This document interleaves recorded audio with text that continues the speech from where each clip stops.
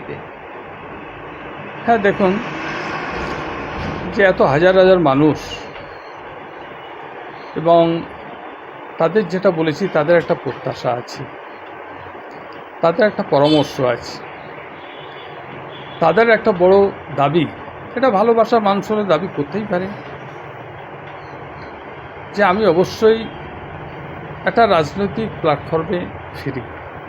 এটা তাদের একটা বড় দাবি। যেহেতু ভালোবাসার মানুষ যারা, তাদের প্রত্যাশা এটা, তারাই দাবিটা করছে।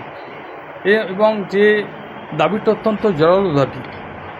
কিছু ক্ষেত্রে বয়স্ক মানুষ যারা আছে তারা পরামর্শ দিচ্ছে। আমি তাদের সেই দাবি, তাদের সেই প্রত্যাশা এবং তাদের সেই পরামর্শ, এই পরামর্শটাকে আমি তো অসম্মান করতে পারি না। আমি তাদের পরামর্শ, দাবি যাই বলুন না কেন, আমি সেটাকে সম্মান করি। এবং যেটা শুনছেন সেটা অবশ্যই ঠিক, যে আমি অবশ্যই কোনো একটা রাজনৈতিক প্ল্যাটফর্মে আমি অবশ্যই ফিরব।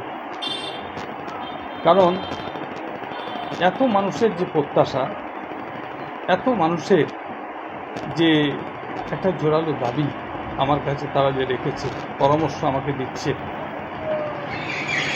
সেই পরামর্শটাকে আমি কোনো মতেই উপেক্ষা বা অস্বীকার করতে পারি না।